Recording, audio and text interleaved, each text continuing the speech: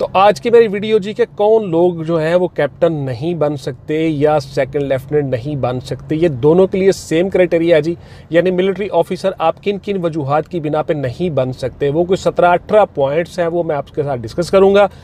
उसके बाद फिर आप देख लीजिएगा कि आप उस कैटेगरी में फॉल नहीं करते या करते। ये मैंने सारी की सारी चीज़ें उन चीज़ों से निकाली हैं, उन सवालों से निकाली हैं जो आप मुख्तलिफ यूट्यूब के सवाल करते हो मुझसे और कमेंट्स में पूछते हो कि क्या सर मैं एलिजिबल हूँ, क्या सर मैं कर सकता हूँ, क्या नहीं कर सकता।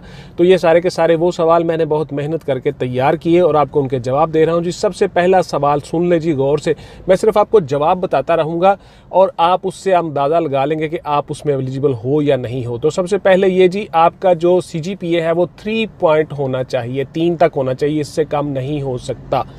ये 60% मार्क्स के ऊपर आता है। दूसरा पॉइंट ये है कि जिन लोगों की डिग्री HEC से मंजूर शुदा नहीं होगी, higher education commission of Pakistan से मंजूर शुदा नहीं होगी, वो लोग भी एलिजिबल नहीं हैं। चाहे वो कैप्टन के लिए अप्लाई कर रहे हैं, चाहे वो सेकंड लेफ्टिनेंट के लिए अप्लाई कर रहे हैं मिलिट्री में, तो वो एलिजिबल नहीं हैं। उसके बाद आ जाता है जी तीसरा पॉइंट, जो बच्चे 5 फीट 4 इंच से जिनका कद कम है या 162.5 सेंटीमीटर से कम है, वो बच्चे भी एलिजिबल नहीं हैं मिलिट्री में आने के लिए। तो कद के बारे में बहुत से आपके सवाल, बहुत से बच्चे पूछते हैं कि सर मेरा कद इतना है, मेरा कद बता दीजिए कितना होना चाहिए। तो देखिए गौर से सुन लीजिए, 5.4 इंच यानी 5 फीट 4 इंच से कम आपका कद नहीं होना चाहिए। ये इक्वल होता है 162.5 सेंटीमीटर के। तो ये हो गया जी। उससे बाद आता हूं अगले पॉइंट की तरफ। जिन लोगों की एज जो है कैप्टन के तौर पे 28 साल तक, उससे ज़्यादा अगर एज है तो वो स्पेशल एज रिलैक्सेशन कोटा में आते हैं, तो वो 35 तक है, वो कर सकते हैं। अदरवाइज 28 साल तक आप कर सकते हो। स्पेशल एजुकेशन कोटा से मुराद ये है कि आप MPhil हो, PhD हो या मिलिट्री रूल्स के मुताबिक जो चीज़ें उन्होंने डिफाइन की हैं उसमें आते हो, तो फिर आप कर सकते हो 35 ईयर्स तक। अदरवाइज आप 28 साल तक कैप्टन और 22 साल तक आप लेफ्टिनेंट के तौर पे अप्लाई कर सकते हो। अगर आप ग्रेजुएट हो तो आप 23 साल तक, और अगर आप मिलिट्री के पर्सोनल्स हैं तो आप 25 साल तक अप्लाई कर सकते हो। ये हो गया आपका एज क्राइटेरिया। गौर से सुन लें, बहुत से सवाल आप करते हो, उन सब सवालों के मुताबिक आपके जवाब जी। ये बहुत सी चीज़ें मैं आपको आज बता रहा हूँ। तो उससे अगला पॉइंट है जी, जो लोग 2 दफ़ा ISSB से नॉट रिकमेंड हो चुके हैं वो भी अप्लाई नहीं कर सकते। तीसरी दफ़ा आप वो लोग अप्लाई कर सकते हो। ख़ास तौर पर सुन लो, गौर से पॉइंट ये सुन लो कि जो उसके बाद फिर हायर रैंक के लिए अप्लाई करते हैं। मिसाल के तौर पर आप उसके लिए MBBS करते हो या कोई ऐसा कोर्स करते हो जिसमें आप मेजर के तौर पे डायरेक्ट आ सकते हो या कैप्टन के तौर पे डायरेक्ट आ सकते हो, तो उसमें हायर एजुकेशन करने के बाद आप तीसरा चांस ले सकते हो। अदरवाइज आप 2 दफ़ा नॉट रिकमेंड हो चुके हो तो आप मिलिट्री में नहीं आ सकते जी। आता हूं अगले मौजू की तरफ, अगले पॉइंट की तरफ। बहुत से आपके सवाल जी, गौर से सुनते रहिए। जो लोग अपील मेडिकल बोर्ड से मुस्तरद हो चुके हों या मुस्तकिल तौर पे अनफिट करार दिए गए हों, वो लोग भी अप्लाई नहीं कर सकते। अपील मेडिकल बोर्ड वो होता है कि अगर आपका कोई मेडिकली मसला निकल आया, कोई मेडिकल मसला बन गया, आपका कोई बाजू का एंगल टेढ़ा है या आपकी नी नॉकिंग है या आपके फ्लैट फिट हैं या कोई भी ऐसा इशू आपका निकल आया, तो उसमें आप मेडिकल बोर्ड को अपील करते हो। और जो आप अपील करते हो, अगर वो अपील आपकी एक्सेप्ट हो गई तो आप मेडिकली फिट होकर वापस ISSB में आ जाते हो। अगर आपको बोर्ड ने नॉट रिकमेंड कर दिया, अनफिट कर दिया या मुश्किल बुनियादों पे या कोई ऐसा आपके ऊपर लग गया कि जी आप मेडिकली अनफिट हो, तो फिर आप मिलिट्री में ऑफिसर नहीं बन सकते, ISSB नहीं कर सकते, ना ही डायरेक्ट कैप्टन आ सकते हो और ना ही सेकंड लेफ्टिनेंट के तौर पर आ सकते हो। तो ये गौर से सुन लें जी, अपील मेडिकल बोर्ड से आप मुस्तरद शुदा हो तो आप उसमें अप्लाई नहीं कर सकते। उसके बाद जी, अपील मेडिकल बोर्ड से आप हेपेटाइटिस जो है A, B या C की वजह से मुस्तरद हुए हो तो भी आप मुश्किल तौर पे आर्मी में अनफिट हो जाते हो, आप आर्मी में नहीं आ सकते, मिलिट्री में कमीशन नहीं ले सकते, चाहे आप सेकंड लेफ्टिनेंट के तौर पे आना चाह रहे हो या आप लेफ्टिनेंट के तौर पे आना चाह रहे हो। यानी अपील मेडिकल बोर्ड ने आपको हेपेटाइटिस A, B या C की वजह से अनफिट करार दिया हो तो भी आप मिलिट्री में नहीं आ सकते। उसके बाद आता हूं जी अगले पॉइंट की तरफ। तो आप मिलिट्री की किसी भी ब्रांच से या किसी भी ट्रेनिंग इंस्टीट्यूशन से 120 दिन के अंदर अंदर वापस आ चुके हों।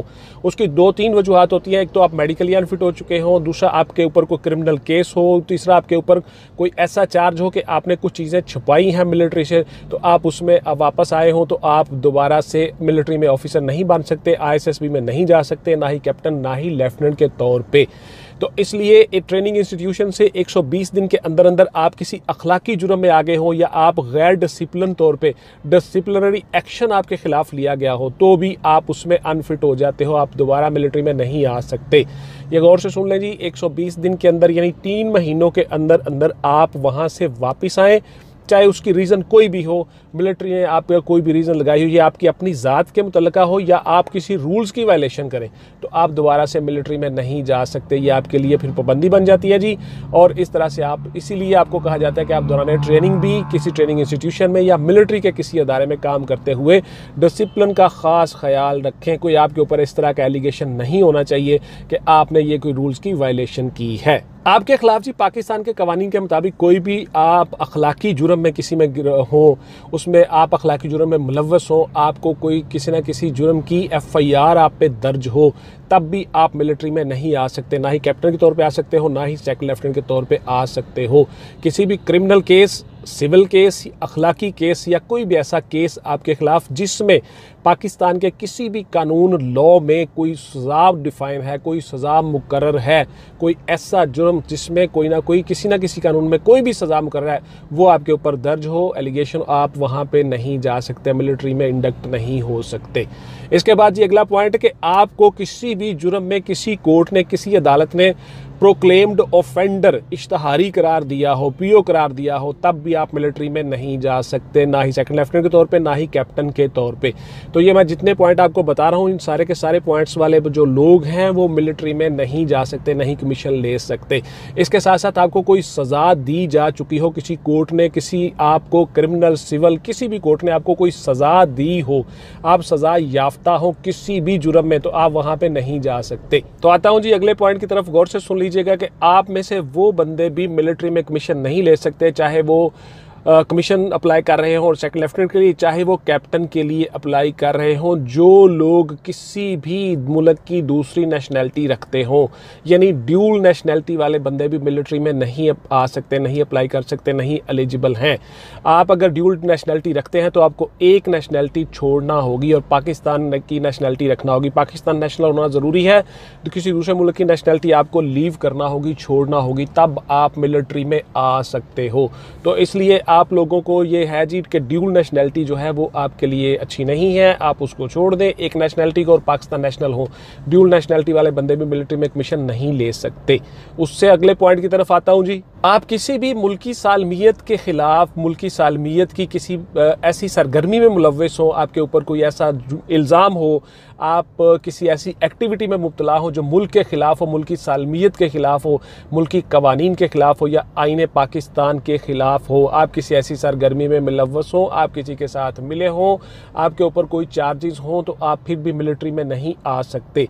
पाकिस्तान की सालमियत के ख़िलाफ़ काम करने वाला कोई भी बंदा मिलिट्री में कमीशन नहीं ले सकता। आप लोग मेजर कैसे बन सकते हैं ये भी मैं आपको डिटेल के साथ बता दूंगा इंशाल्लाह ताला, और आप ये देखते रहिएगा कि किस तरह से आप उसमें मेजर बन सकते हो। वो भी मेरी डिटेल से वीडियो आ जाएगी, तो उसको भी आप गौर से देख लीजिएगा। आपकी जी डिग्री जो है वो जाली करार दी जा चुकी हो, आपकी जाली डिग्री हो, किसी भी अदारे से, किसी भी इंस्टीट्यूशन से आपकी डिग्री जाली साबित हो चुकी हो, या हायर एजुकेशन कमीशन उसको एक्सेप्ट ना करता हो, इस सूरत में भी आप मिलिट्री में कमीशन नहीं ले सकते और मिलिट्री में आप नहीं आ सकते। पाकिस्तान मिलिट्री में आने के लिए आपकी जो डिग्रीज हैं, असनाद हैं, वो उसी तरह से चेक होती है जिस तरह तमाम डिपार्टमेंट चेक करवाते हैं। अगर आपकी डिग्री कहीं पे जाली करार दी गई है किसी कोर्ट की तरफ से, किसी अदालत की तरफ से, या किसी ऐसे अथॉरिटी की तरफ से जो यूनिवर्सिटी वाली है या हायर एजुकेशन कमीशन है, तो आप भी मिलिट्री में कमीशन अप्लाई नहीं कर सकते और कमीशन के लिए नहीं आ सकते।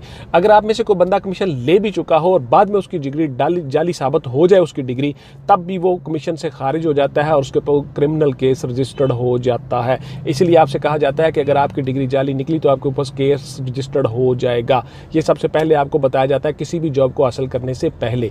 तो इसलिए जाली डिग्री वाले ऐसे तमाम लोग भी मिलिट्री में कमीशन नहीं ले सकते जिनकी डिग्री किसी वजह से भी जाली करार दी गई हो और किसी किसी भी अथॉरिटी की तरफ से। उसके बाद जी मोस्ट इंपॉर्टेंट और आखिरी आपका क्वेश्चन कि जी किसी सरकारी मुलाजमत से, किसी सरकारी महकमे से आप डिसमिस हो चुके हो, बर्खास्त हो चुके हो, तब भी आप मिलिट्री में नहीं आ सकते, चाहे वो किसी भी रीज़न से निकाले गए हों।